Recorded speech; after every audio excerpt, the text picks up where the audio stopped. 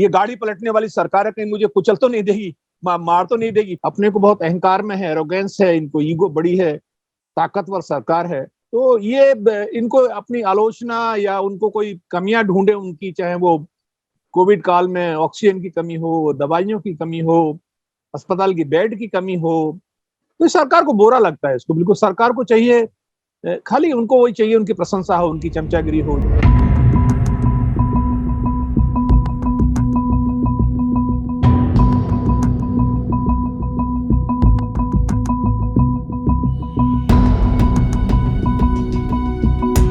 का बहुत बहुत शुक्रिया हमें टाइम देने के लिए।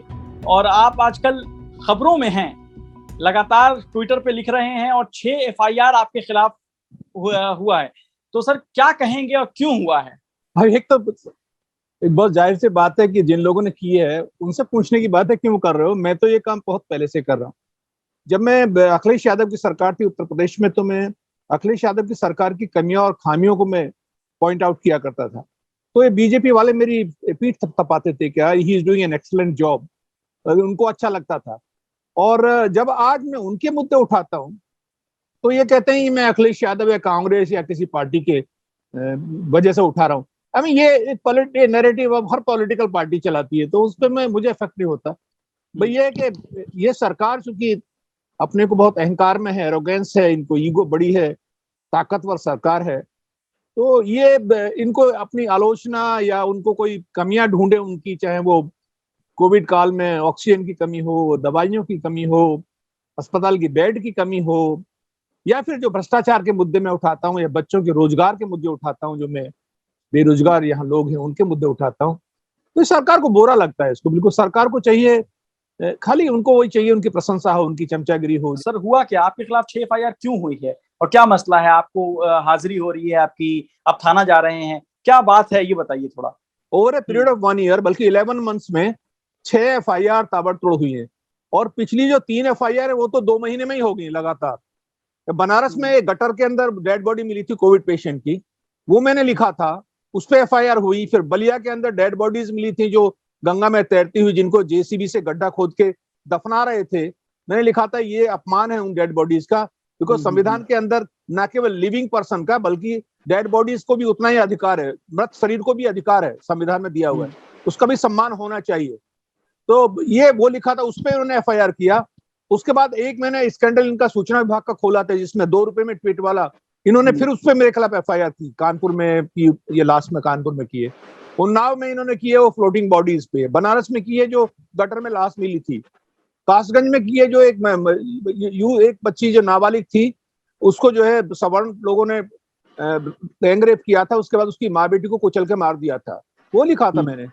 तो ये मुद्दे, ऐसे मुद्दे जो मैं नहीं लिख रहा हूँ, सारे मीडिया चैनल दिखाते हैं। हाँ इतना जरूर है कि मैं उसको बहुत प्रॉम्प्टली लिखता हूँ। क्या बदल गया सर इतने दिनों में? क्या बोलने पर पाबंदी है उत्तर प्रदेश में? मुझे यही लगता है। सबने दिखाया गंगा में बॉडीज तैरती हुई, सबने दिखाया गंगा के रेती में बॉडीज को दफनाया गया, उनकी चुनरी उतारी गई, सभी ने दिखाया चैनल्स ने।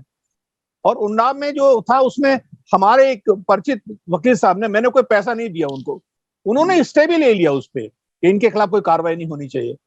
उसके बावजूद भी इन्होंने 6 घंटे 5-4 घंटे तक मेरे घर पे आके मुझे एक तरह से ग्रिल किया इन्होंने, और 161 का बयान लेने की बात कही कि 161 का बयान ले रहे, तमाम बातें पूछी जो केस से रेलिवेंट भी नहीं थी, उनको भी पूछा उन्होंने। फिर मुझे थाने बुला लिया, मैं थाने गया था, और थाने जब गया था 141A का नोटिस दिया था इन्होंने उन्नाव में, तो दे चेंज द लोकेशन 4 टाइम्स।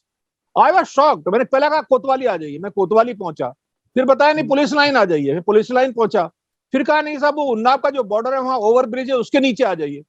अब आप बताइए, पुलिस वाले ओवर ब्रिज के नीचे, मुझे थोड़ा सा अटपटा लगा कि मैंने कहा कहीं ऐसा तो नहीं है कि ये गाड़ी पलटने वाली सरकार है, कहीं मुझे कुचल तो नहीं देगी, मार तो नहीं देगी। फिर मैंने इनसे पूछा भाई ये तो कोई तरीका नहीं है कि आप ओवर ब्रिज के नीचे मुझे बुला रहे हैं। तो फिर उन्होंने कहा अच्छा ठीक है सर, तो आप देहात का थाना है सौरमऊ, वहां आ जाइए। तो मैंने कहा ये समझ नहीं आया। फिर मैंने उसको, मुझे बाध्य होकर ट्विटर पर लिखना पड़ा, और उसका परिणाम ये हुआ कि 50-60 वकील, तमाम पूरा मीडिया वहां सौरमऊ थाने पहुंच गया। तो मुझे लगा कि मेरी हेल्प हो गई उसमें। एक्चुअली हो सकता है वो उनका कोई डिजाइन रहा हो।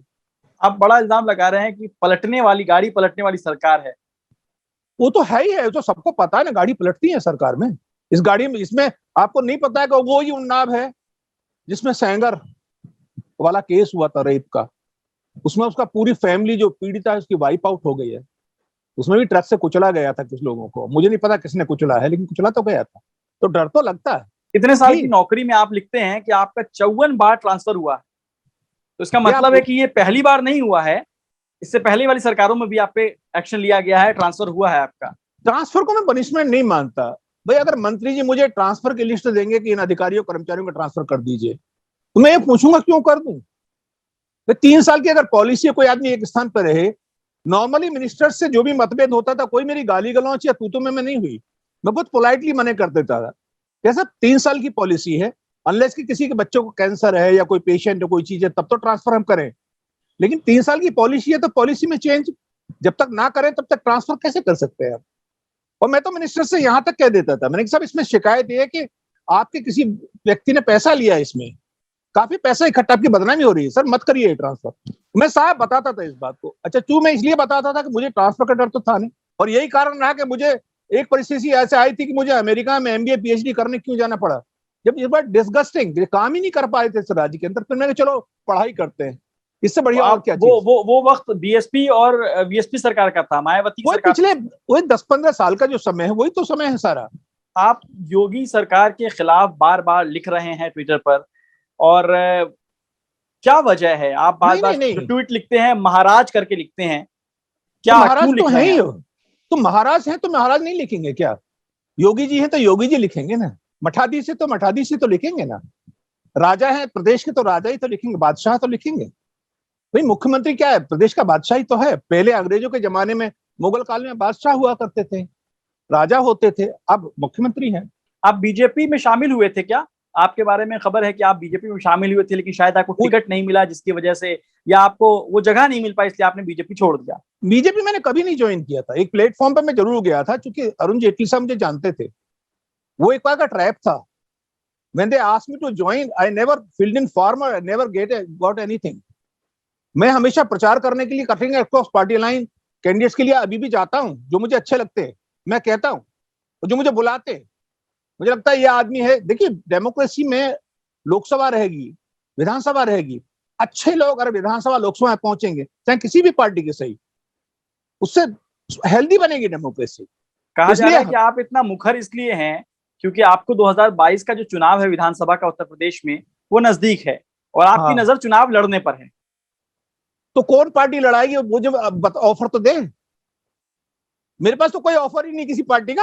ऑफर मिलेगा तो लड़ेंगे, नहीं तो अरे पहले ऑफर तो आए तभी तो जवाब दूंगा ना उनको। अगर ऑफर मिलेगा तो लड़ेंगे आप। नहीं एक बात बताइए ना, मेरे पास पदों की कमी रही है क्या? मैं इतने बड़े बड़े उच्च पद पर रहूंगा, मेरे लिए MP MLA बहुत महत्वपूर्ण है क्या बनना?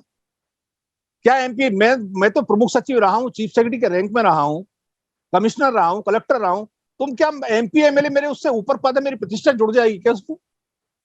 ये सब कयास है। ये लोग ये एक नैरेटिव बनाते हैं हमेशा। आप देखिए अब बीजेपी नैरेटिव बना रही है। सर बहुत बहुत शुक्रिया आपसे बात करने का। नमस्कार। We are truthful, unafraid and independent because of you. Now you can help our reporting from the ground. Go to thequint.com, click Become a Member tab, choose a plan and pay. Because the truth is worth it.